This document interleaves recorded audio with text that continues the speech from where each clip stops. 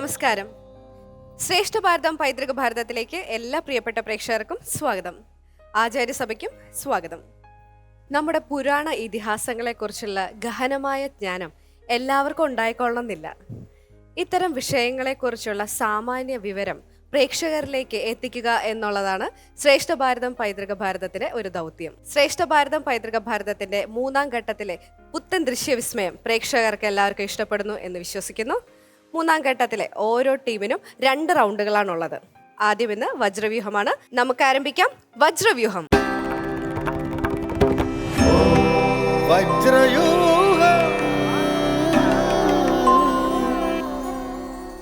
നമ്മുടെ ഇന്നത്തെ ഈ വേദിയിൽ വജ്രവ്യൂഹത്തിൽ ചോദ്യങ്ങളെ നേരിടാൻ എത്തുന്നത് ആരാണെന്ന് നമുക്ക് നോക്കാം. ശരത്തേട്ടാ, ഇന്നെത്തുന്നത് അമൃത വിദ്യാലയ കൊച്ചിയിൽ നിന്ന് രഘുറാം ആൻഡ് ഹരിഗോവിന്ദ്. നമുക്ക് സ്വാഗതം ചെയ്യാം രഘുറാം ആൻഡ് ഹരിഗോവിന്ദ്.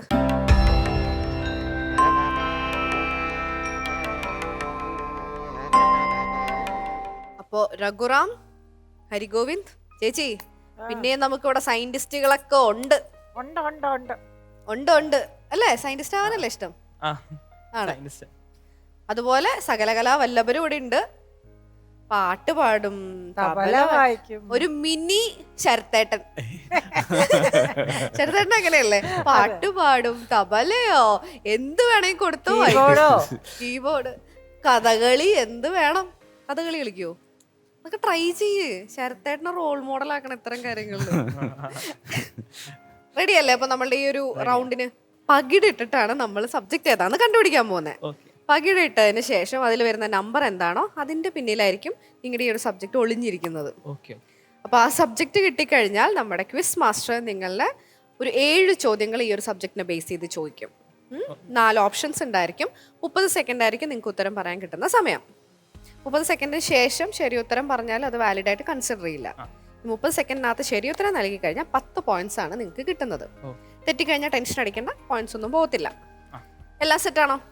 എന്തെങ്കിലും കൺഫ്യൂഷൻസ് ഉണ്ടോ? ഇല്ല. അപ്പൊ നമുക്ക് പകിടി ഇട്ട് നോക്കിയാലോ? ഓക്കെ, വരും.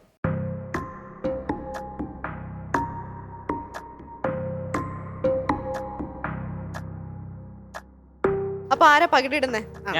ഓക്കെ, അപ്പൊ ആത്മാർത്ഥമായിട്ട് പ്രാർത്ഥിച്ചിട്ട് പകിട 12 കേട്ടോ. പകിട 12. അമ്പോ, ഇതുവരെ വന്നതിൽ ഏറ്റവും ബെസ്റ്റ് പകിട റീലായിരുന്നു ഇത്. എത്രയായി? 2, 4, 6, 8, 9 കിട്ടിയിരിക്കുന്നത്. നോക്കാം. എനിക്ക് ഇഷ്ടപ്പെട്ടു ഈ പകിട.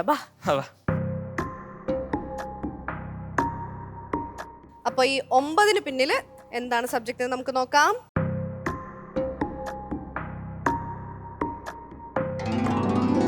ലങ്കയിലെ കാഴ്ചകൾ. ഏത് കിട്ടണമെന്നായിരുന്നു ആഗ്രഹം? വെറുതെ എല്ലാവരോടും ഞാൻ ചോദിക്കുന്ന പോലെ ഞാൻ ചോദിക്കാം. ഏതായാലും പ്രശ്നമില്ല, എല്ലാം പെർഫെക്റ്റ് ആണ്. എന്റെ പൊന്നോ, ഒരു രക്ഷയില്ലല്ലോ. അപ്പൊ നമുക്കിനി നമ്മുടെ ക്വിസ് മാസ്റ്ററെ വിളിച്ചാലോ? വിളിക്കാം. വിദ്വാല ചേച്ചി.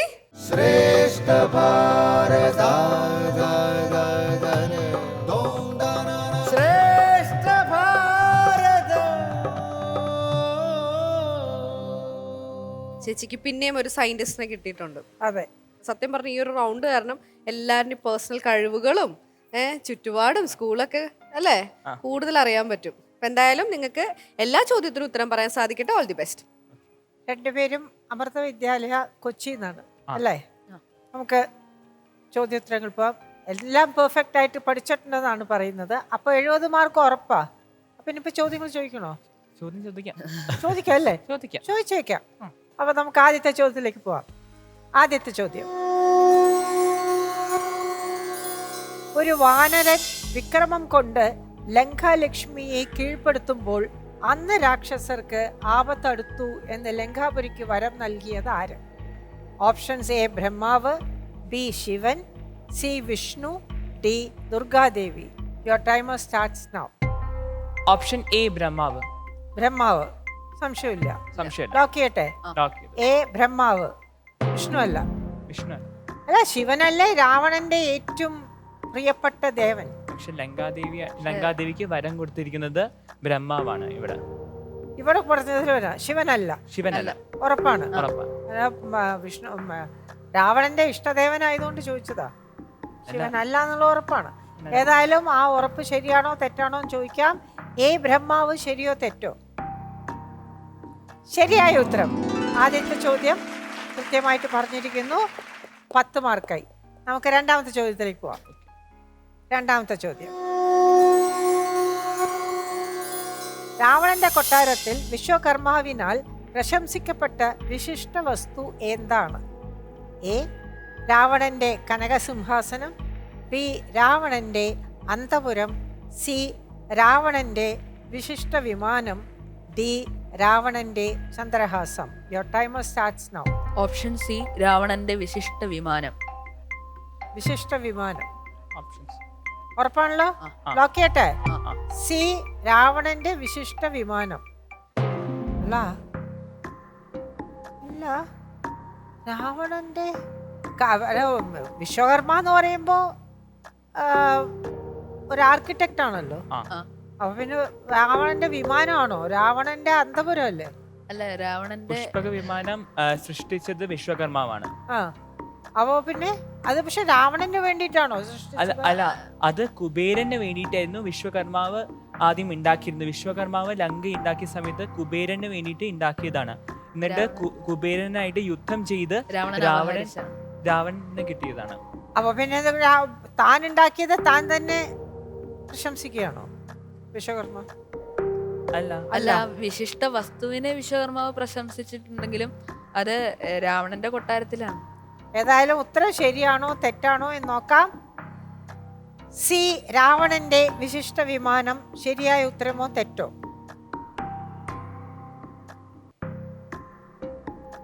അത് നോക്കൂ, ഞാൻ പറഞ്ഞതാണ് അത് തെറ്റാണ് അല്ലേ? തെറ്റാണോ? തെറ്റല്ല. ഉറപ്പല്ലേ? നോക്കാം. എനിക്ക് ഞാൻ പറഞ്ഞില്ലേ ശരിയല്ല. ഏതായാലും നമുക്ക് രാവണന്റെ വിശിഷ്ട വിമാനം ശരിയായ ഉത്തരമാണ്. കൃത്യമായിട്ട് പറഞ്ഞിട്ടുണ്ട്. രണ്ടാമത്തെ ചോദ്യത്തിന് ഉത്തരം പറഞ്ഞു. ഇപ്പൊ 20 മാർക്കായി. മൂന്നാമത്തെ ചോദ്യത്തിലേക്ക് പോവാം. മൂന്നാമത്തെ ചോദ്യം. രാവണന്റെ പുഷ്പക വിമാനവും ലങ്കയും ആരുടെ സ്വന്തമായിരുന്നു? എ വിഭീഷണന്റെ, ബി വിശ്വകർമാവിന്റെ, സി മയന്റെ, ഡി കുബേരന്റെ. Your timer starts now. D കുബേരനാണ് ആൻസർ. ലോക്ക് ചെയ്യട്ടെ? ഡി കുബേരൻ. ഡി കുബേരൻ ലോക്ക് ചെയ്യൂ. നേരത്തെ ഒരു കഥ പറഞ്ഞു കുബേരന്റെ ആണ്, അത് യുദ്ധം ചെയ്തിട്ട് എടുത്തതാണെന്ന് പറഞ്ഞു. ആ.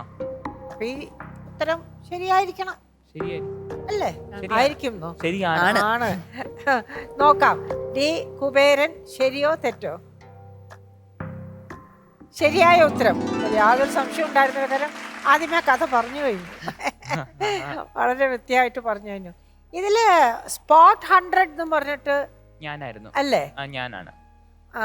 അതെന്താ സാധനം? ശരിക്കും അത് വിക്രം സാരാഭായ് സ്പേസ് ഫൗണ്ടേഷൻ നടത്തിയിരുന്ന ഒരു എക്സാം ആയിരുന്നു. അതിൽ നമ്മുടെ top 100 young scientist of India എന്ന് വെച്ചാൽ അവർ ആസ്ട്രോണമി, സയൻസ്, മാത്സ് ഇങ്ങനത്തെ പല രീതിയിലുള്ള വ്യത്യസ്തകരമായ സബ്ജക്ട്സ് ചെയ്യുന്നവർ ക്വസ്റ്റ്യൻ ഞങ്ങളോട് ചോദിച്ചു. അപ്പം രാജ്യത്ത് നിന്ന് ഓറലായിരുന്നോ?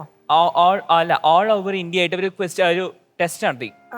എന്നിട്ട് അതിൽ അവർ 100 സ്റ്റുഡൻസിനെ സെലക്ട് ചെയ്തു. അതില് 100 സ്റ്റുഡൻസ് ഒന്നായിരുന്നു ഞാൻ. അത് ശരി. അപ്പൊ ഇതിന്റെ ഫൈനൽസ് എവിടെ വെച്ചായിരുന്നു? ഫൈനൽസ് ഞങ്ങൾക്ക് ഓൺലൈൻ ആയിട്ട് തന്നെയാണ് നടത്തിയത്. അതെ. അപ്പൊ ഈ 100 സ്റ്റുഡൻസും അവരവരുടെ വീടുകളിൽ ഇരുന്നാണ് ഉത്തരം പറഞ്ഞത്. അന്ന് ഇതായിരുന്നു, കൊറോണ സമയമായിരുന്നു. 2020-ലായിരുന്നു അത് അല്ലേ?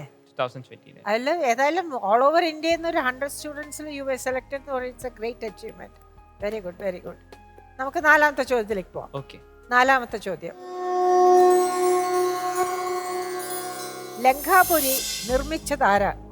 A Mayan, B Vishwakarma, C Adityan, D Kuberan. Your timer starts now. B Vishwakarma. B Vishwakarma. മയനല്ല? അതിനല്ല. ഉറപ്പാണ്? ആ. രാക്ഷസന്മാരുടെ അത് മയനല്ലേ?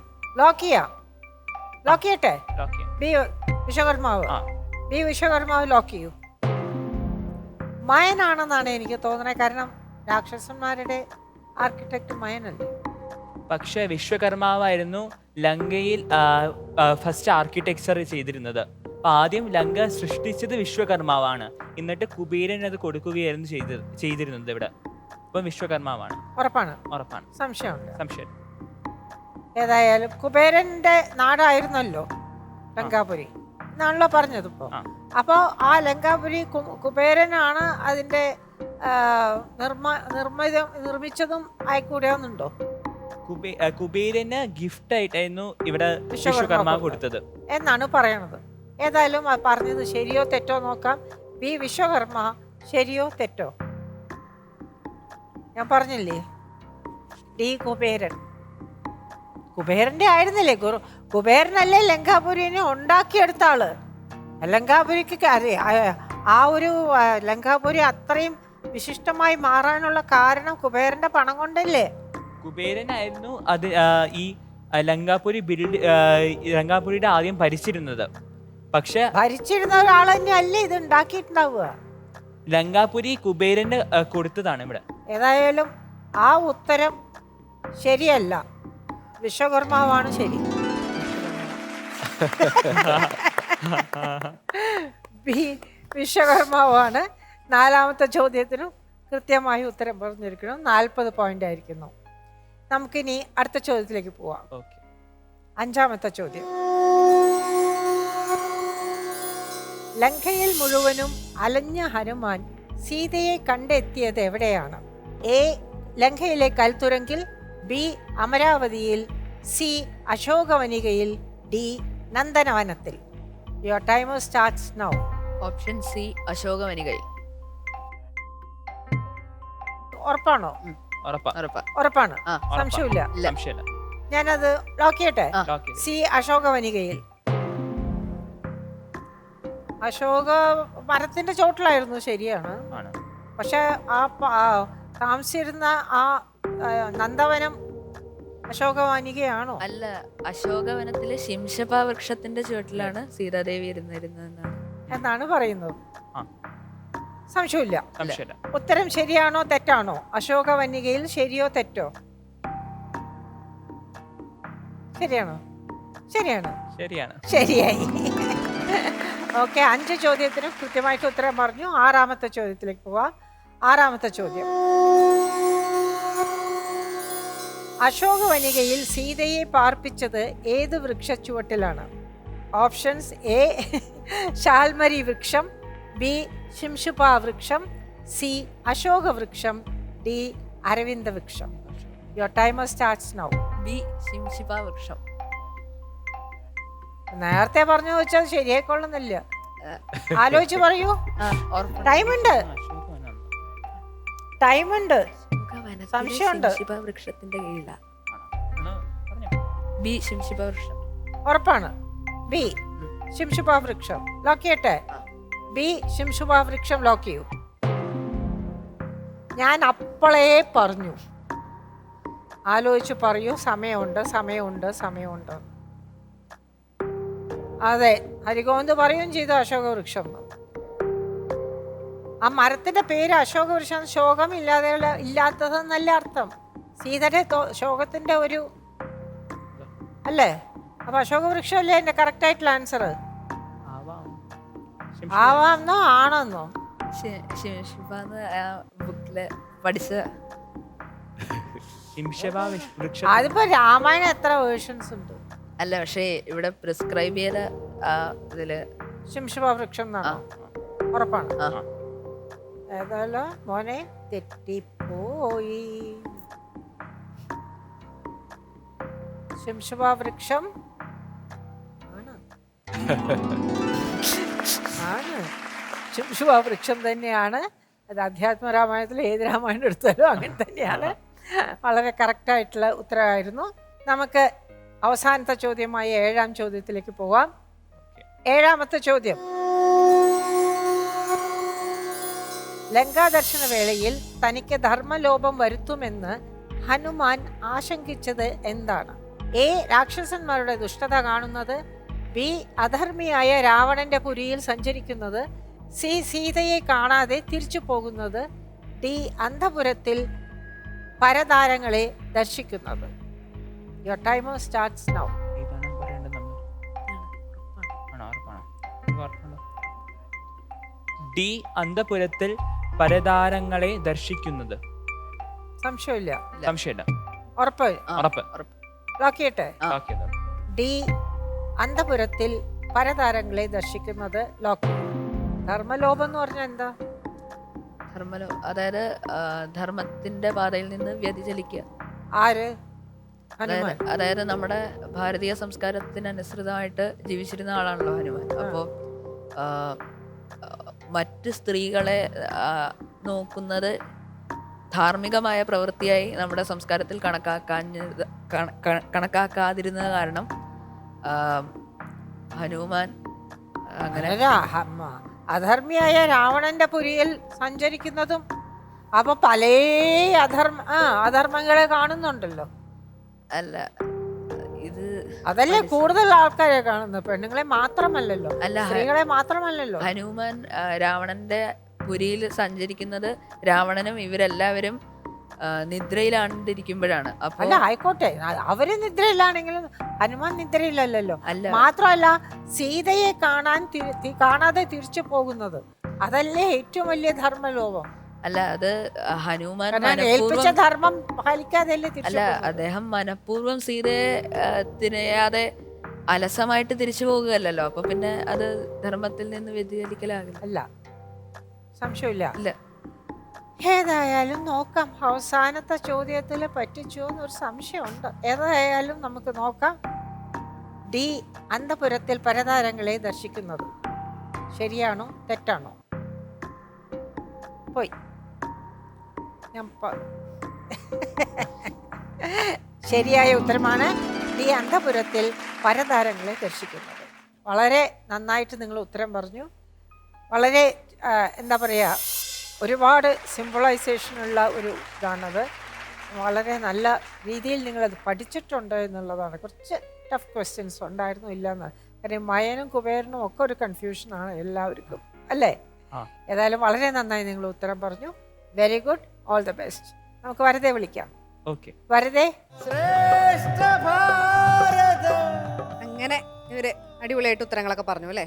അടിപൊളിയായിട്ട് ചേച്ചി കൊറേ ശ്രമിച്ചു ട്വിസ്റ്റ് അടിപ്പിക്കാൻ, പക്ഷെ വീണില്ല. അവർ പഠിച്ചിട്ടുണ്ടേ, നന്നായി പഠിച്ചിട്ടുണ്ട്. Good boys. അപ്പൊ താങ്ക് യു ചേച്ചി. വരും. അങ്ങനെ നല്ല മാർക്കൊക്കെ കിട്ടിയല്ലേ? ഇനി നമുക്ക് അവരുടെ അടുത്ത് ചോദിക്കാം, ആചാര്യസഭയുടെ അടുത്ത് ചോദിക്കാം. സ്വാമിജി, നിങ്ങൾ നന്നായിട്ട് ഉത്തരം പറഞ്ഞു. നല്ലോണം പഠിക്കാതെ ഉത്തരം പറയാൻ സാധിക്കുന്ന ചോദ്യങ്ങളായിരുന്നില്ല, സാമാന്യം പ്രയാസമുള്ള ചോദ്യങ്ങൾ തന്നെയാണ് വന്നത്. നന്നായിട്ട് പറഞ്ഞു. അപ്പോൾ അതിനാദ്യം അഭിനന്ദനങ്ങൾ. അധ്യാത്മം എന്ന വാക്കിൻ്റെ അർത്ഥം എന്താ? തന്നെ സംബന്ധിക്കുന്ന അർത്ഥം. ആധ്യാത്മം എന്ന് പറഞ്ഞാൽ തന്നെ സംബന്ധിക്കുന്നു, നമ്മളെ സംബന്ധിക്കുന്നു. അപ്പോൾ ഇവിടെ ഹനുമാൻ ലങ്കയിൽ ചെല്ലുന്നു, ഈ കാഴ്ചകളൊക്കെ കാണുന്നു. ഈ ലങ്ക എന്നുള്ള വാക്കിനൊരു പ്രത്യേകതയുണ്ട്. അപ്പോൾ കാലത്തിൻ്റെ പ്രതീകമാണ് ലങ്ക. അപ്പോൾ കാലത്തിൻ്റെ, നമ്മളൊക്കെ ജീവിക്കുന്ന കാലബോധത്തിലാണ്. ഞാൻ ഇന്ന വർഷം ജനിച്ചു, ഇത്ര വർഷം, എനിക്ക് ഇത്ര വയസ്സായി, ഇനി കുറേ കഴിയുമ്പോൾ ഞാൻ മരിച്ചു പോകും. ഒരു കാലത്തിൻ്റെ ഫ്രെയിമിനകത്താണ് നമ്മളൊക്കെ ജീവിക്കുന്നത്. പക്ഷെ നമ്മുടെ ഉള്ളൊരു ആത്മാവുണ്ട്, ആത്മശക്തിയുണ്ട്. അതാണ് ഗ്രന്ഥങ്ങളിലൊക്കെ പറഞ്ഞിരിക്കുന്നത്. ഈ ആത്മാവിന് കാലം ബാധകമല്ല, അതിന് ജനനമില്ല മരണമില്ല, അതൊന്നും ഉള്ളതാണ്. അപ്പോൾ അത് കാലത്തിന് പുറത്തുള്ളതാണ്. അപ്പോൾ കാലത്തിന് പുറത്തുള്ള ആത്മശക്തി, അതിന് നമ്മളെ ജീവാത്മാവെന്ന് പറയും. നമ്മുടെ ഉള്ളിൽ ആ ശക്തിയെ നമ്മൾ ജീവാത്മാവെന്ന് പറയും. അപ്പോൾ ആ ജീവാത്മാവിൻ്റെ പ്രതീകമാണ് അവിടെ സീതയെ പറഞ്ഞിരിക്കുന്നത്. അപ്പോൾ നമ്മുടെ ഉള്ളിലെ ജീവനെ വാസ്തവത്തിൽ നമ്മൾ കാലത്തിനകത്ത് ബന്ധിച്ച് തടവിലാക്കിയിട്ടിരിക്കുകയാണ്. അപ്പോൾ തടവിൽ വെച്ചിട്ട് അപ്പോൾ സീതയ്ക്ക് സന്തോഷമില്ല. വാസ്തവത്തിൽ കാലത്തിന് പുറത്ത് കിടക്കുമ്പോഴാണ് ശരിക്കും സീതയ്ക്ക് സന്തോഷിക്കാൻ പറ്റുന്നത്. ശരിക്കും പരമാത്മാവായിട്ട് യോജിക്കുമ്പോഴാണ് സീതയ്ക്ക് സന്തോഷിക്കാൻ പറ്റുന്നത്. ബാഹ്യമായിട്ടെല്ലാം നേടി രാവണൻ, അറിവുകളെല്ലാം നേടി, കഴിവുകളെല്ലാം നേടി, സിദ്ധികളെല്ലാം നേടി. രാവണന് കിട്ടാത്തൊന്നുമില്ല. നമ്മുടെ ഈ ലോകത്തിൽ ബാഹ്യമായിട്ട് നമ്മൾ എന്തൊക്കെ നേടാൻ പറ്റുമോ അതൊക്കെ നേടിയ ആളാണ് രാവണൻ. പക്ഷെ അതൊക്കെ നേടിയാലും താൻ ആരാണ് എന്നുള്ള അറിവ് മാത്രം രാവണന് കിട്ടിയിട്ടില്ല. ആത്മജ്ഞാനം മാത്രം രാവണന് കിട്ടിയിട്ടില്ല. അപ്പോൾ ആത്മജ്ഞാനത്തിൻ്റെ പ്രതീകമാണ് അവിടെ സീതയെ പറഞ്ഞിരിക്കുന്നത്. അപ്പോൾ ആത്മജ്ഞാനം അന്വേഷിച്ച് പോവാണ് അവിടെ ഹനുമാൻ എന്നുള്ള നമ്മളൊക്കെയാണ്, ഒരു സാധകനാണ്, ആത്മജ്ഞാനം തേടിപ്പോകുന്ന ഒരാളാണ്. ആ ആത്മജ്ഞാനം തേടിപ്പോകുന്ന ഏത് സമയത്ത് രാത്രിയാണ് ലങ്കയിൽ കടന്നു ചെല്ലുന്നത്. ഇപ്പം ഗീതയിലൊരു ശ്ലോകമുണ്ട്, യോഗികൾക്ക് രാത്രി എന്ന് പറഞ്ഞത് പകലും, പകലെന്ന് പറയുന്നത് രാത്രിയാണെന്ന് പറയാറുണ്ട്. അതെന്താ അങ്ങനെ പറയുന്നത് വെച്ചാൽ പകൽ സമയത്ത് നമ്മുടെ കണ്ണെല്ലാം പലതും കണ്ട് നമ്മൾ ഭ്രമിച്ചു പോകും. എല്ലാം ഭാഗ്യമായുള്ള കാഴ്ചകൾ നമ്മുടെ മനസ്സ് വ്യാപൃതമായിരിക്കും, ചിന്തകളൊക്കെ ഉണ്ടാവും. രാത്രിയായി എല്ലാം ഉറങ്ങും. അവിടെ പിന്നെ വ്യത്യാസങ്ങളൊന്നും ഭേദങ്ങളൊന്നും ഇല്ല, കാണാനൊന്നും ഇല്ല, എല്ലാം ഇരുട്ടാണ്. ഇപ്പോൾ മനസ്സിലെ ചിന്തകളെല്ലാം പോയി, ചിന്തയൊന്നും ഇല്ലാത്ത അവസ്ഥയാണ്. മനസ്സ് പൂർണ്ണമായിട്ട് ശാന്തമാണ്. അപ്പം അവിടെ ഉണർന്നിരിക്കുന്നൊരു ബോധമുണ്ട്. അതിനെയാണ് നമ്മൾ ആത്മാവെന്ന് പറയുന്നത്. അപ്പോൾ ഈ ലങ്കയിൽ എല്ലാവരും ഉറങ്ങാണ്. ഉറങ്ങാത്ത ഒരാൾ മാത്രമേ ഉള്ളൂ. ആരാ? സീതാദേവി. സീതാദേവി മാത്രമേ ഉള്ളൂ. ആ സീതാദേവി നമ്മുടെ ആത്മാവിൻ്റെ പ്രതിയാണ്. നമ്മുടെ ഉള്ളിൽ എപ്പോഴും ഉണർന്നിരിക്കുന്നത് ആത്മാവ് മാത്രമാണ്. മൂന്നവസ്ഥയിലും, സ്വപ്നത്തിലും ജാഗ്രതത്തിലും സുഷുപ്തിയിലും ഉണർന്നിരിക്കുന്നത് ആത്മചൈതന്യം മാത്രം. ആത്മാവിനെ കണ്ടെത്താനാണ് ഹനുമാൻ ശ്രമിക്കുന്നത്. പ്രാക്ടിക്കലായിട്ട് പറഞ്ഞാൽ നമ്മുടെ ഉള്ളിലെല്ലാം സൈലൻ്റായിട്ടൊരു പോയിൻ്റ് ഉണ്ട്. ആ പോയിൻ്റ് നമ്മൾ കണ്ടെത്തിയിട്ട് ആ പോയിൻ്റ് നിന്നുകൊണ്ട് നമ്മൾ ബാഹ്യമായിട്ടുള്ള കർമ്മങ്ങളൊക്കെ ചെയ്യുകയാണെങ്കിൽ നമ്മൾ ഏറ്റവും സക്സസ്ഫുള്ളായിരിക്കും. ഈ ഒരു ചെറിയ ഭാഗമാണെങ്കിലും അതിൽ നമുക്ക് വലിയൊരു തത്വം പഠിക്കാനുണ്ട്. അതുകൊണ്ടിവിടെ പറഞ്ഞതേ ഉള്ളൂ. നിങ്ങൾക്ക് സാധാരണത്തിൽ മനസ്സിലാക്കാൻ വിഷമമുള്ള വിഷയമായിട്ട് പറഞ്ഞാണ്. ശരി, നന്ദി സ്വാമിജി. വിശ്വനാഥൻ സർ, ലങ്കയിലെ കണ്ട കാഴ്ചകളൊക്കെ 7 ചോദ്യങ്ങൾ കൂടി ഈ കുട്ടികൾ മനോഹരമായി അവതരിപ്പിച്ചു. ഒരാശങ്കയും ഇല്ലാതെ മറുപടി പറയാൻ പറ്റി. പഠിച്ചത് തറവായിട്ട് പഠിച്ചവരാണ്. ആ പഠിച്ചത് ആശങ്ക കൂടാതെ അവതരിപ്പിക്കാനും അവർക്ക് നല്ല കഴിവുണ്ട്. ആ കഴിവുകളെയൊക്കെ അനുമോദിക്കുന്നു, പ്രശംസിക്കുന്നു. നന്നായി വരട്ടെ. ഭൗതികതയുടെ ആയിരക്കണക്കിന് കാഴ്ചകൾ ലങ്കയിൽ കുന്നുകൂട്ടിയിട്ടുണ്ട്. അത് രാവണൻ സ്വന്തം കഴിവുകൊണ്ട് നേടിയത് മാത്രമല്ല, എവിടൊക്കെ പോയി ആരെയൊക്കെ കീഴ്പ്പെടുത്തി ആക്രമിച്ചുവോ അവിടെ നിന്ന് കണ്ട വിശിഷ്ട വസ്തുക്കളൊക്കെ ലങ്കയിൽ കൊണ്ടുവച്ചു. അങ്ങനെ ലങ്കയെ കമനീയമായി അലങ്കരിച്ചു, സ്വർഗതുല്യമാക്കി ലങ്ക. ഇത് നമ്മുടെ ഭൗതിക ജീവിത ലോകത്തിലെ ഒരു പാഠമാണ്. നമ്മളും എന്തും സ്വന്തമാക്കാൻ വേണ്ടി പാടുപെടുകയാണ്. ജീവിതം മുഴുവൻ അതിനു വേണ്ടിയാണ്. എവിടൊക്കെ എന്തൊക്കെ വസ്തുക്കൾ കണ്ടാലും ലോൺ മേടിച്ചും കടമെടുത്തും ഒക്കെ അത് സ്വന്തമാക്കി നമ്മുടെ വീട്ടിൽ കൊണ്ട് കമനീയമായി അലങ്കരിച്ച് നന്നാക്കി അതിൻ്റെ മുമ്പിൽ ഇരിക്കാനുള്ള പ്രവണത നമുക്കുണ്ട്. അങ്ങനെയുള്ള ഒരാൾക്ക് കൊടുക്കുന്നൊരു വലിയ ഉപദേശമാണ് ലങ്കയിലെ മുഴുവൻ. 1/2 നിമിഷം കൊണ്ട് ഹനുമാൻ അത് മുഴുവൻ ചുട്ട് ദഹിപ്പിച്ച് ചാമ്പലാക്കി. ഇങ്ങനെ നശിച്ചു പോകാനുള്ളതാണ് എന്നുറപ്പായി നമ്മുടെ ജീവിതത്തിൽ ഇങ്ങനെ അനാവശ്യമായി നേടിക്കൂട്ടുന്ന അനേകം വിഭവങ്ങളൊക്കെയും ഈശ്വര ദൃഷ്ടിയിൽ നിമിഷം കൊണ്ട് നശിപ്പിക്കാൻ കഴിയുമെന്ന് അടുത്ത കാലത്തെ യുദ്ധങ്ങളും വെള്ളപ്പൊക്കവും ഒക്കെ നമ്മെ തെളിയിച്ചു കഴിഞ്ഞാണ്. ഹസ്തസ്ഥിമിതം എന്ന ഒരു കയ്യിൽ കൊള്ളുന്നതൊക്കെ നമുക്ക് മതി. അതിന് നമ്മുടെ കൈ തന്നേക്കുന്നേ. ആ കൈക്കകത്ത് എന്ത് കൊള്ളുമോ എനിക്കത് മതി, നാളെ വീണ്ടും എന്നെ കൈ നിറയ്ക്കണം, അത്രേ ഉള്ളൂ. പെട്ടി നിറച്ച് വെക്കാനും മാത്രം ഒന്നും ഉണ്ടാക്കി വെക്കരുത് എന്ന് നമ്മെ ബോധിപ്പിക്കാനുള്ള ഒരു നല്ല മനോഹരമായ പാഠം നമുക്ക് ലങ്കയിൽ നിന്ന് പഠിക്കാൻ പറ്റും. അതൊരു ജീവിത പാഠമായി പകർത്താൻ കഴിയട്ടെ എന്ന് ആശംസിക്കും. Thank you sir. Alexander sir, കുട്ടികൾ നല്ലപോലെ പെർഫോം ചെയ്തു. അപ്പോൾ ലങ്കയിലെ കാഴ്ച എന്ന് പറയുമ്പോൾ നമ്മൾ ഈ ഹനുമാനം കൊണ്ട് പറന്നു ചെല്ലുമ്പോൾ അവിടെ കാണുന്ന കാഴ്ചയാണ് നമ്മൾ കൃത്യമായിട്ട് മനസ്സിലാക്കേണ്ടത്. അപ്പോൾ ത്രികുടാചലത്തിൻ്റെ ഒരു വിങ്ങാണ് ഈ മഹാമേരു. ആ മഹാമേരുവിൻ്റെ ഒരു എഡ്ജിലാണ് ഈ ലങ്ക പണിഞ്ഞു വെച്ചിരിക്കുന്നത്. ജലത്തിൻ്റെ ലെവലിൽ നിന്ന് 120 അടി പൊക്കമാണ് രാമായണത്തിൽ പറയുന്ന കണക്കനുസരിച്ച്. മേളിൽ നിന്ന് ആദ്യം കാണുന്നത് രാവണൻ്റെ കൊട്ടാരമാണ്. 10 നില ഹൈറ്റാണ്, 10 നില. അതിൻ്റെ മുകളിൽ വിമാനം ഇറങ്ങാനുള്ള സൗകര്യമുണ്ട്. ലങ്കാദഹനം ഹനുമാൻ ചെയ്തെങ്കിലും ഈ രാവണൻ്റെ കൊട്ടാരം തന്നെ തൊട്ടടുത്തുള്ള സ്ഥലത്ത് ഹനുമാൻ തൊട്ടില്ല. കാര്യം സീതാദേവി അവിടെ കാണും, കണ്ടാൽ സീതയ്ക്ക് പരിക്ക് പറ്റുമെന്ന് വിചാരിച്ചിട്ട് ഈ മെയിൻ കെട്ടിടങ്ങളെ ദഹിപ്പിച്ചില്ല ഹനുമാൻ. അത് ഒഴിവാക്കിയിട്ടാണ് ഈ ബാക്കിയുള്ള പബ്ലിക് പ്ലേസും ഒക്കെയാണ് കത്തിക്കുന്നത്. ഈ രാമായണം വായിക്കുന്ന ലങ്കയുടെ അതേ ഡിസൈൻ എടുത്ത് നോക്കിയാൽ it closely parallels Mohenjodaro Sindhu നദിയിലും 120 അടി പൊക്കത്തിലാണ് പണിഞ്ഞിരിക്കുന്നത്. അതിൻ്റെ സെൻട്രലിൽ ഒരു വലിയ കെട്ടിടമുണ്ട്, അതിന് ചുറ്റും 9 കെട്ടിടങ്ങളുണ്ട്. അതിന് തൊട്ടപ്പുറത്താണ് നമ്മൾ കാണുന്ന സ്വിമ്മിംഗ് പൂളും നമ്മൾ പറയുന്ന ഈ കുളം. അതിൻ്റെ തൊട്ടറിവിൽ കാണുന്ന മരം ഈ രാമായണത്തിൽ പറയുന്ന അതേ മരമാണ് കുളത്തിൻ്റെ സൈഡ് നിന്നിരുന്നത്. അപ്പോൾ എങ്ങനെയാണ് ഈ മോഹൻജദാരോ ഇത്ര പാരലൊന്നും നമുക്ക് അറിഞ്ഞുകൂടാ. ഇനി പോലീസ് ഉദ്യോഗസ്ഥരായ എന്നെ സംബന്ധിച്ചിടത്തോളം ഈ ലങ്കയിലെ കാഴ്ചയിൽ വളരെ പ്രത്യേകതയുള്ളൊരു സംഭവമുണ്ട്. അതായത് ലോകത്തിൽ ആദ്യമായി ഒരു പോലീസുകാരനെ പേരിട്ട് വിളിക്കുന്നത് ഈ ഹനുമാൻ വന്ന് മേളിൽ നിന്ന് താപ്പോട്ട് നോക്കുമ്പം 4 റോഡ് ചേർന്നൊരു ജംഗ്ഷൻ, അവിടെ ഒരു പോലീസുകാരൻ ലാത്തിയും പിടിച്ചുകൊണ്ട് നിൽപ്പുണ്ട്. അവനെ വാത്മീകി വിളിക്കുന്ന പേരാണ് ദണ്ഡായുധധാരക. ദണ്ഡം ചെയ്യാനുള്ള ആയുധം ലാത്തി ധരിച്ചുകൊണ്ട് നിൽക്കുന്നവൻ. പക്ഷെ വൈദിക സംസ്കൃതം പഠിച്ചവർ പറയുന്നു അന്ന് ഈ ദണ്ഡാക്കി അങ്ങനെ അർത്ഥമില്ലായിരുന്നു. ദണ്ഡം എന്ന് പറഞ്ഞാൽ നീതി എന്ന വാക്കിൻ്റെ അർത്ഥം. അപ്പം നീതിയുടെ ആയുധം ധരിച്ചുകൊണ്ട് നിൽക്കുന്നവനാണ് ഈ ലാത്തി ധരിച്ചിരിക്കുന്ന പോലീസുകാരൻ. അപ്പോൾ അന്നത്തെ സ്ട്രീറ്റ് പോലീസും ജംഗ്ഷനെ കൺട്രോൾ സിസ്റ്റവും രാവണൻ ഡെവലപ്പ് ചെയ്തിരുന്നുള്ളത് ഈ ഹനുമാൻ മേളിൽ നിന്ന് നോക്കുമ്പോൾ കാണുന്ന കാഴ്ചയിൽ അത്ഭുതകരമാണ്. അതുകൊണ്ട് ആർക്കിടെക്ചർ പഠിക്കുന്നവർക്ക് നല്ല രസമാണ് ഈ ലങ്കയിലെ കാഴ്ചകൾ. കുട്ടികളത് ഭംഗിയായിട്ട് പെർഫോം ചെയ്തു. Thank you sir. ശരത്തേട്ടാ? എന്താ പറയേണ്ടത്, ഞാനും ഇപ്പോൾ ലങ്കയുടെ കാഴ്ചകളിൽ ഇങ്ങനെ മുഴുകി നിൽക്കുകയാണ്. നിങ്ങൾ രണ്ടുപേരും പഠിച്ച പോലെ തന്നെ ഈ മഹത്തുക്കളിൽ നിന്ന് ഒരുപാട് കാര്യങ്ങൾ എനിക്കും പഠിക്കാൻ സാധിച്ചു. ഇതിൽ കൂടുതലായിട്ടൊന്നും പറയാനില്ല. രണ്ടുപേരും നല്ല രീതിയിൽ തന്നെ പെർഫോം ചെയ്തു. നല്ല ആത്മവിശ്വാസത്തോടു കൂടി തന്നെയാണ് വരുന്നത്. ഒരാൾ വളരെ ലൈറ്റ് ഹാർട്ടഡ് ആയിട്ട്, പക്ഷേ ഉള്ളിൽ വിദ്യാഭ്യാസമുണ്ട് എന്ന് നമുക്ക് കാണാം, പഠിച്ചിട്ടുണ്ട് എന്ന് നമുക്ക് കാണാൻ സാധിക്കും. എന്തായാലും രണ്ടുപേർക്കും അഭിനന്ദനങ്ങൾ. താങ്ക് യു ശരത്തേട്ടാ. അപ്പം നല്ല മാർക്കും കിട്ടി, നല്ല കമൻസും കേട്ടു. ലങ്കയെക്കുറിച്ച് കൂടുതലല്ലേ നമ്മൾ വായിച്ചറിഞ്ഞതിനേക്കാളും കുറച്ചും കൂടെ രസകരമായിട്ട് പറഞ്ഞു തന്നില്ലേ ഇവരൊക്കെ. അങ്ങനെ ഒരുപാട് ഗുണങ്ങളുണ്ട് നമ്മുടെ ഷോയ്ക്ക് അല്ലേ. അപ്പോൾ നമുക്കിനി അടുത്ത റൗണ്ടിൽ കാണാം. ഇനി ഇന്നത്തെ അടുത്ത സെഗ്മെന്റിലേക്ക് കടക്കാനുള്ള സമയമായിരിക്കാണ്. നമുക്ക് പോകാം മകരവ്യൂഹത്തിലേക്ക്.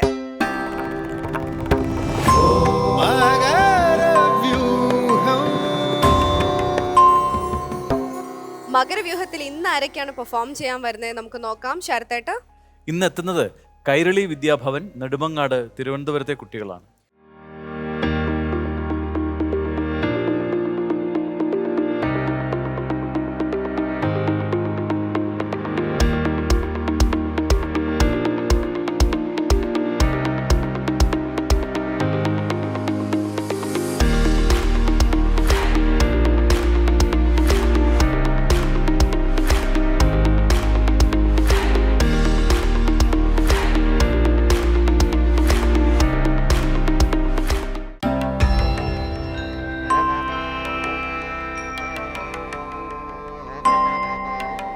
അപ്പൊ നമ്മുടെ കുട്ടികളൊക്കെ ഇങ്ങനെ റെഡി ആയിട്ട് നിരന്ന് നിൽക്കുന്നുണ്ട്. അപ്പൊ നമുക്ക് പരിചയപ്പെട്ടാലോ? അവിടെ നിന്ന് തുടങ്ങാം. അനുഗ്രഹ. അനുഗ്രഹ എത്രാം ക്ലാസ്സിലാണ്? 9th standard. 9th. Akshaya 9th. പവിത്ര 12th. Okay. Ameya 9th. Okay, അതിൽ ഒരാൾ മാത്രമാണ് ന്യൂ ഫേസ് ഇവിടെ അല്ലേ. അപ്പൊ ബാക്കി എല്ലാവരും കൂടെ കുറെ കാര്യങ്ങളൊക്കെ പറഞ്ഞു തന്നോ? എല്ലാ കാര്യങ്ങളും പറഞ്ഞു തന്നു. നല്ലൊരു തുടക്കമാവട്ടെ. അപ്പോ നമുക്ക് ഇന്നത്തെ ഒരു വിഷയം എന്താണ്? ഇന്ന് എടുത്തിരിക്കുന്ന വിഷയം അയ്യപ്പന്റെ ചരിത്രത്തിലെ ശരം കുത്തിയും ശബരിമല ക്ഷേത്ര നിർമ്മാണവും. എന്തായാലും വെറൈറ്റി ആയിട്ടുള്ള സംഭവങ്ങളൊക്കെ കൊണ്ടുവരുന്നുണ്ട് അല്ലേ എല്ലാവരും കൂടെ. ഇതിലാരൊക്കെ ശബരിമല പോയിട്ടുണ്ട്? ഞാൻ പോയിട്ടുണ്ട്. ഞാനും പോയിട്ടുണ്ട്. പോവാ, ഒരാൾ മാത്രമേ പോവാത്തുള്ളൂ. അവസരം കിട്ടിയില്ല. ഇനിയിപ്പോ ഒരു അവസരം കിട്ടുമ്പോ പോവോ? ഉറപ്പായിട്ടും പോവും. അപ്പോൾ നന്നായിട്ട് തന്നെ പെർഫോം ചെയ്യുക. All the very best. Thank U.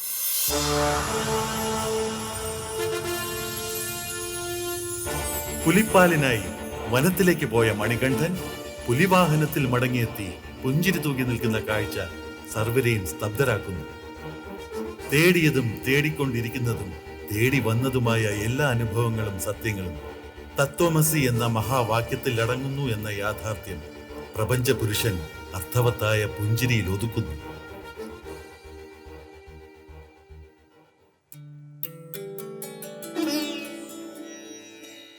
അജ്ഞാനിയായ എനിക്ക് ശിവനാരായണ സങ്കല തത്വമായ അവിടുന്ന് തിരിച്ചറിയാൻ കഴിയാതെ പോയല്ലോ ഭഗവാനെ.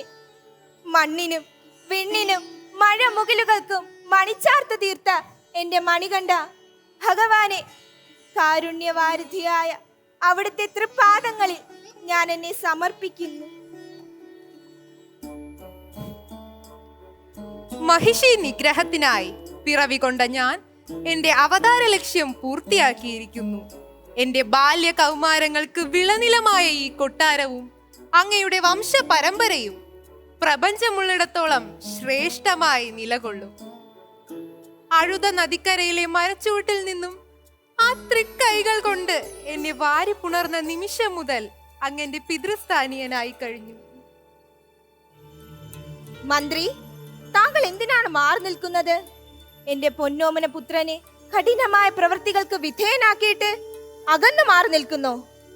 അധികാര ഭ്രമം മൂത്ത എന്റെ അഹങ്കാരമാണ് അങ്ങേക്ക് ഈ പരീക്ഷണമൊരുക്കാൻ കാരണമായത്. ഞാൻ എന്ത് ശിക്ഷ വേണമെങ്കിലും സ്വീകരിച്ചു കൊള്ളാം കരുണാമയ. ഭക്തവത്സല, എന്തിനു വേണ്ടിയായിരുന്നു ഇതൊക്കെ? ജയിക്കേണം ഭവാനേറ്റം, ക്ഷയിക്കേണം വിപത്തുതേ, നശിക്ക് തവ ശത്രുക്കൾ, നയം സാധിക്ക് ഭൂപതേ എന്ന് കരുതിപ്പോയി. എന്റെ അറിവുകേടിന് അവിടുന്ന് ക്ഷമയരുളിയാലും. തിരിച്ചറിവിനേക്കാൾ വലിയ പ്രാർത്ഥന ഈ ലോകത്ത് മറ്റൊന്നും തന്നെയില്ല. എപ്പോഴാണോ താങ്കളുടെ പാപങ്ങളെക്കുറിച്ച് അങ്ങ് ബോധവാനായത്, അപ്പോൾ അങ്ങ് ഉണ്മയെ അറിഞ്ഞിരിക്കുന്നു. സകലതിനും ആധാരമായിരിക്കുന്ന പൊരുൾ തന്നെയാണ് താങ്കളിലും നിറഞ്ഞിരിക്കുന്നത്. അഥവാ അത് തന്നെയാണ് താങ്കളായി മനുഷ്യവേഷം പൂണ്ട് നിൽക്കുന്നത്. തത്വമസി, തത്വം അസി, അത് നീയാകുന്നു.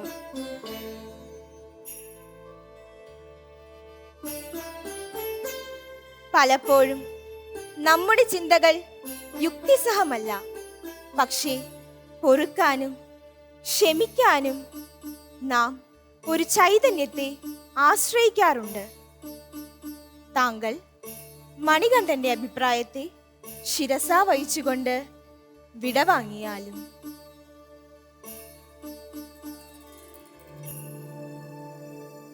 മണികണ്ഠ, മണികണ്ഠ, എന്റെ പൊന്നു മകനെ, എനിക്ക് മാപ്പ് തരൂ മണികണ്ഠ. എന്ത് പരിഹാരം ചെയ്താലാണ് എനിക്ക് മുക്തി ഉണ്ടാവുക ഭഗവാനെ? അമ്മേ, ജീവിതം നശ്വരമാണ്. തെറ്റുകളിൽ നിന്ന് ശരികളിലേക്കും ശരികളിൽ നിന്ന് തെറ്റുകളിലേക്കും അത് കടലിലെ തിരമാലകൾ പോലെ ചാഞ്ചാടുന്നു. അലകളില്ലാത്ത അടിത്തട്ട് നിർവചിക്കാനാകാത്ത പരമശാന്തിയിൽ എത്തിച്ചേരാൻ ശ്രമിക്കുക. ആ അവസ്ഥയാണ് മുക്തി, മോക്ഷം. അവിടെ കാമലോഭ മോഹാദികൾക്ക് സ്ഥാനമില്ല. നിത്യമായ ശുദ്ധമായ സ്നേഹം മാത്രം. ഭഗവാനെ, അവിടത്തേക്കായി ഈ ഉള്ളവൻ എന്താണ് ചെയ്യേണ്ടത്? അരുളിയാലും. എനിക്കൊന്നും ആവശ്യമില്ല മഹാരാജൻ. അവതാര ലക്ഷ്യം പൂർത്തിയാക്കിയ ഞാനിതാ നിത്യ ബ്രഹ്മചാരിയായി തപസ്സനുഷ്ഠിക്കാൻ പുറപ്പെടുകയായി. മണികണ്ഠ, പൊന്നാഭരണങ്ങൾ നിറഞ്ഞു കിടന്ന ഉടലിൽ കാഷായവും രുദ്രാക്ഷവും അലങ്കാരമാകുന്നത് എങ്ങനെ? അമ്മേ, ഭൗതിക സുഖഭോഗങ്ങൾ വെടിഞ്ഞ് സർവചരാചരങ്ങളുടെയും രക്ഷകനായി നിലകൊള്ളേണ്ട എനിക്ക് മറ്റെന്താണ് ചേരുക? ആടയാഭരണങ്ങളിൽ ഭ്രമിക്കാതെ ഇരുമുടിയേന്തി എന്നെ തേടിയെത്തുന്നവർക്ക് ആശ്രയമാകുകയാണ് എൻ്റെ ധർമ്മം. ആ സർവോത്തമമായ ധർമ്മത്തെ അനുശാസിക്കുന്നത് കൊണ്ടാണ് ഞാൻ ധർമ്മശാസ്താവാകുന്നത്. എങ്കിലും ഭഗവാനെ, അവിടത്തേക്ക് വേണ്ടി ഈ ഉള്ളവൻ എന്തെങ്കിലും? ഒന്നും എനിക്ക് വേണ്ടല്ലോ. ശബരി എന്ന മഹാതപസ്വിനിയുടെ സാന്നിധ്യം കൊണ്ട് പരിപാവനമായ മലനിരകളിലൊന്നിൽ ഞാൻ ഉണ്ടാകും. ഇവിടെ നിന്ന് ഞാൻ എയ്യുന്ന ശരം ചെന്നു പതിക്കുന്ന ഇടം ശരം കുത്തി എന്ന പേരിൽ ഖ്യാതി നേടും. എന്നെ കാണാൻ ജീവിതത്തിൽ ആദ്യമായെത്തുന്ന ഓരോരുത്തരും അവനവന്റെ ജീവിതത്തിലെ നാഴികക്കല്ലായി ആ സ്ഥലത്തെ തിരിച്ചറിയും. അവിടെ ശരക്കോൽ കുത്തിയതിനു ശേഷമാകും എന്നിലേക്കും അവനവനിലേക്കുമുള്ള യാത്ര തുടരുക. അതിനുമപ്പുറത്ത് ശബരിമലയിലെ നിർമ്മല പീഠത്തിൽ നിത്യതാപസനായി ആപത് ബാന്ധവനായി ഞാൻ കുടികൊള്ളുന്നതായിരിക്കും. അധികം വൈകാതെ തന്നെ എനിക്കായൊരു ക്ഷേത്രം ആ പ്രദേശത്ത് ഉയർന്ന് കാണാറാകും. ഭഗവാനെ, സ്വാമി, അയ്യ, അപ്പനെ, അയ്യപ്പനെ, ശരണം ശരണം. സ്വാമിയേ ശരണമയ്യപ്പ, സ്വാമിയേ ശരണമയ്യപ്പ. തത്വമസി. പാണ്ഡ്യേശ വംശതിലകം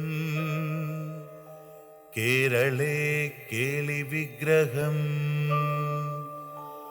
ആർത്തത്രാണപരം ദേവം ശാസ്താരം പ്രണമാമ്യഹം. സ്വാമിയേ ശരണമയ്യപ്പ, സ്വാമിയേ ശരണമയ്യപ്പ.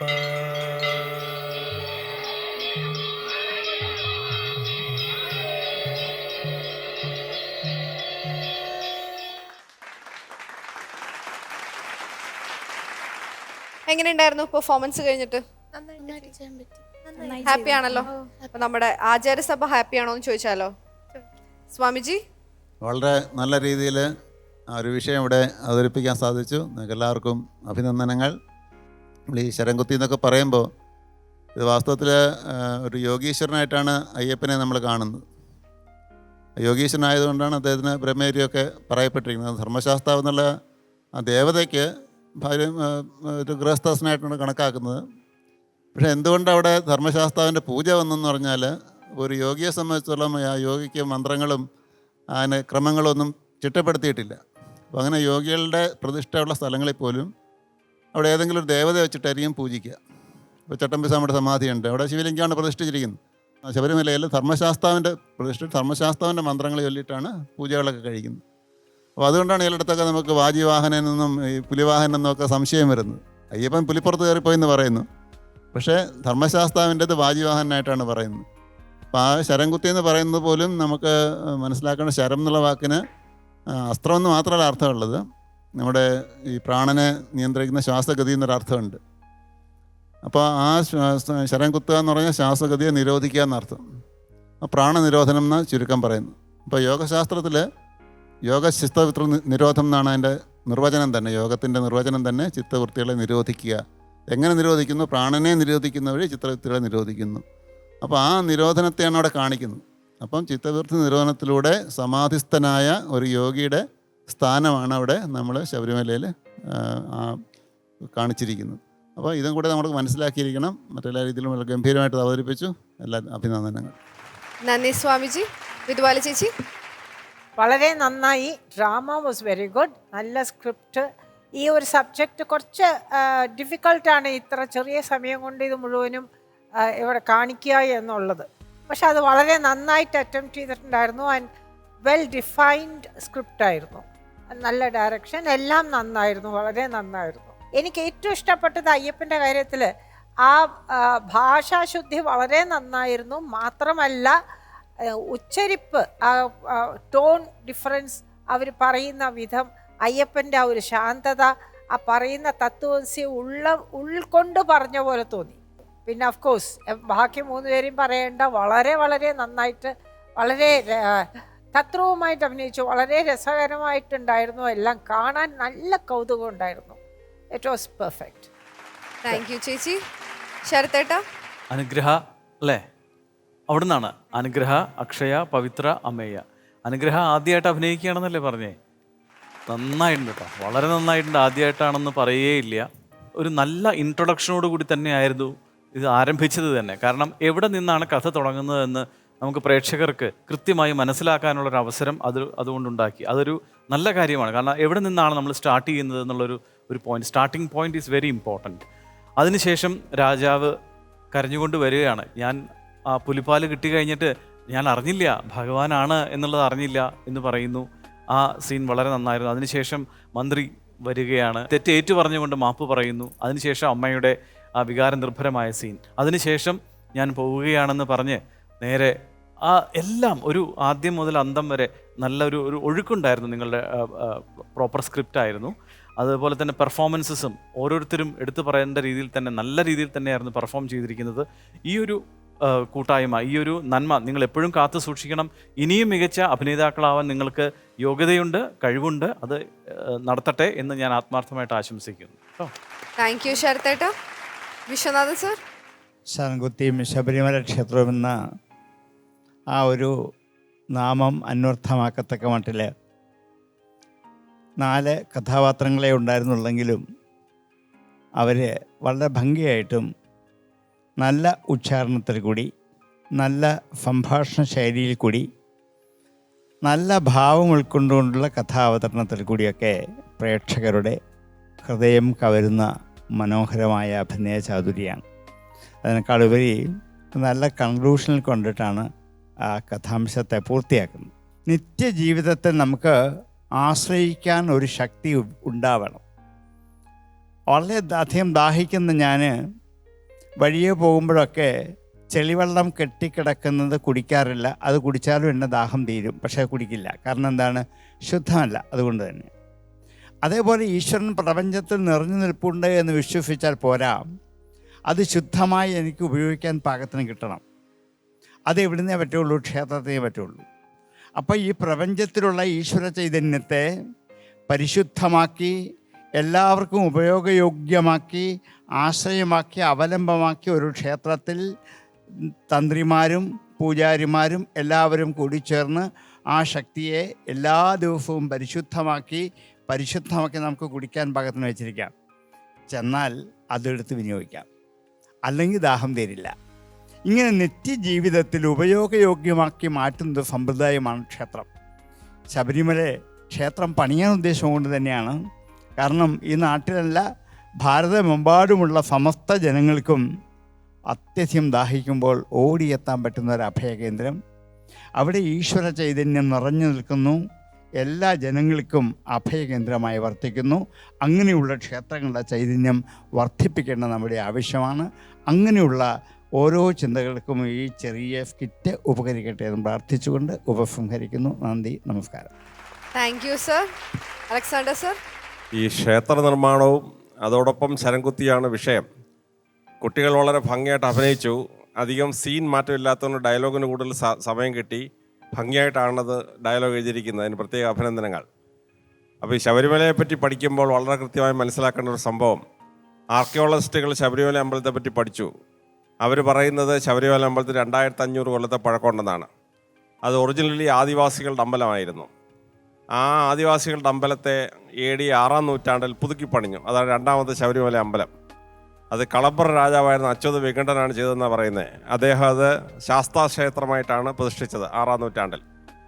മൂന്നാമത് വരുന്ന ശബരിമല ക്ഷേത്രം 1321 പാണ്ഡ്യരാജാവിൻ്റെ 2 ബ്രാഞ്ച് ഇങ്ങോട്ട് വരുന്നത്. അവിടെ വന്ന വീരപാണ്ഡ്യനും സുന്ദരപാണ്ഡ്യനും യുദ്ധത്തിന് ശേഷം പന്തളം രാജവംശം സ്ഥാപിച്ച ശേഷം പന്തളം രാജാവ് 1346 മൂന്നാം ശബരിമല പണിയാണ്. അന്നാണ് അയ്യപ്പനെ അവിടെ പ്രതിഷ്ഠിക്കുന്നത്. 4ാമത്തെ ശബരിമലയുടെ നിർമ്മാണം വരുന്ന 1902 1902 ശബരിമല ക്ഷേത്രത്തിന് മുഴുവൻ തീ കത്തിക്കഴിഞ്ഞ് അതിനെ പുതുക്കി പണിയാൻ വേണ്ടി മാവേലിക്കര പോളച്ചിറക്കല കൊച്ചുമ്മൻ തറകനെ ഏൽപ്പിച്ചു. ഈ കൊച്ചുമ്മൻ തറകൻ്റെ നീസാണ് എൻ്റെ ഫാദറിൻ്റെ ബ്രദർ കല്യാണം കഴിച്ചിരിക്കുന്ന ആൻറ്റി. ഈ കൊച്ചുമ്മൻ തരകനെ നമുക്ക് കാണാൻ പറ്റും. രാജാ രവിവർമ്മ ജഡായുവിനെ രാവണൻ വെട്ടുന്ന ചിത്രം വരയ്ക്കാൻ വേണ്ടി ഈ കൊച്ചുമ്മൻ തരകനെ മോഡലാക്കി. അപ്പോൾ രാജാ രവിവർമ്മയുടെ പെയിൻറ്റിങ്ങിൽ ഈ ജഡായുവിനെ വെട്ടുന്ന രാവണൻ ഈ ശബരിമല പുതുക്കി പണിഞ്ഞ കൊച്ചുമ്മൻ തരകനാണ്. പോളച്ചിറക്കൽ കൊച്ചുമ്മൻ തരകനാണ്. അതാണ് 4ാമത്തെ ശബരിമല എന്ന് പറയുന്നത്. 5ാമത് 1950 അമ്പലത്തിന് തീ കത്തി. ശ്രീകോവിലും പോയി, വിഗ്രഹത്തിനും പരിക്ക് പറ്റി. ആ സമയത്ത് തിരുവിതാംകൂർ രാജവംശം അത് പുതുക്കി പണിഞ്ഞു. അതാണ് 5ാമത്തെ ശബരിമല എന്ന് പറയുന്നത്. ഈ 1902 4ാമത്തെ ശബരിമല ക്ഷേത്രം പണിഞ്ഞു കഴിഞ്ഞപ്പോഴാണ് ഈ താഴമൺ തന്ത്രിമാരെ കൊണ്ടുവരുന്നത്. 1902 താഴമൺ തന്ത്രി പ്രഭാകര തന്ത്രി വന്നിട്ട് സ്ഥാപിക്കുന്നത്. ഈ 5ാമത്തെ പുനഃപ്രതിഷ്ഠ 1950 തീവപ്പിന് ശേഷമാണ്. ഇപ്പോൾ നമ്മൾ കാണുന്ന അമ്പലത്തിൻ്റെ ഷേപ്പ് നിർമ്മാണമൊക്കെ 1952 പൂർത്തിയാക്കിയാണ്. അത് കഴിഞ്ഞിട്ടാണ് കൊടിമരം വരുന്നത്. 1974 കൊടിമരം വന്നു. പിന്നെ ബോംബെയിലെ പ്രസിദ്ധനായ വ്യവസായി തത്വമസി കൊണ്ടുവന്നിട്ട് അതിൻ്റെ മേളിൽ എഴുതി വെച്ചു തത്വമസി. അങ്ങനെ ഈ ശബരിമല ക്ഷേത്ര നിർമ്മാണം എന്ന് പറയുന്നത് 7 ക്ഷേത്ര നിർമ്മാണമുണ്ട്. ആ 7 ക്ഷേത്രത്തെയും ശബരിമല മലയിൽ തന്നെയുള്ള 5 ക്ഷേത്രങ്ങളെയും, മലയപ്പുറത്തമ്മയുടെ ക്ഷേത്രം, അതിനിപ്പുറത്ത് 5 ക്ഷേത്രമാണ് ശബരിമല തന്നെ. ആ ഓരോ ക്ഷേത്രത്തിൻ്റെ പ്രത്യേകതയും കുട്ടികൾ പ്രത്യേകിച്ച് മനസ്സിലാക്കുന്നത് വളരെ നല്ലതാണ്. കുട്ടികളുടെ പെർഫോമൻസ് വളരെ സൂപ്പർബായിരുന്നു. അഭിനന്ദനങ്ങൾ. Thank you sir. അപ്പം നല്ല കമൻസ് ഒക്കെ കേട്ടു. ഇനി മാർക്സ് ചോദിച്ചാലോ? Swamiji, out of 10? 9 out of 10. 9 out of 10. Viswanathan sir, out of 10? 10. ഓ, full marks. Alexander sir, out of 10? ഞാൻ ഒന്നും കുറയ്ക്കുന്നില്ല. 10 out of 10. 10 out of 10. ശരത്തേട്ട, out of 20? Out of 20, I am giving 19.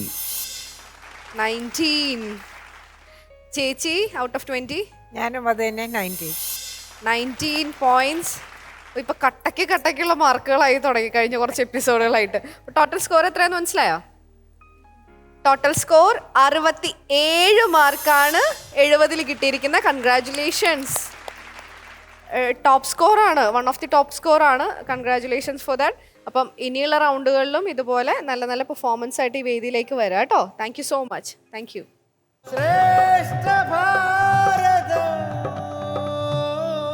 ശ്രേഷ്ഠ ഭാരതം പൈതൃക ഭാരതത്തിന്റെ ഇന്നത്തെ എപ്പിസോഡ് ഇവിടെ പൂർണ്ണമാവുകയാണ്. ഇന്നത്തെ എപ്പിസോഡിൽ ആദ്യം തന്നെ ലങ്കയിലെ കാഴ്ചകളെ അടിസ്ഥാനമാക്കിയിട്ടുള്ള ഒരു ക്വിസ് റൗണ്ടാണ് നമ്മൾ ആദ്യം കണ്ടത്. രണ്ടാമത്തെ റൗണ്ടിൽ നമ്മൾ കണ്ടത് ശരംകുത്തിയും ശബരിമല ക്ഷേത്ര നിർമ്മാണവും എന്ന ഒരു സബ്ജക്റ്റിനെ ആസ്പദമാക്കിയിട്ടുള്ള ഒരു സ്കിറ്റാണ്. അപ്പൊ ഇന്നത്തെ മനോഹരമായൊരു എപ്പിസോഡ് ഇവിടെ അവസാനിക്കുകയാണ്. ആചാര്യസഭയ്ക്ക് നന്ദി, പ്രേക്ഷകർക്ക് നന്ദി, ശുഭദിനം.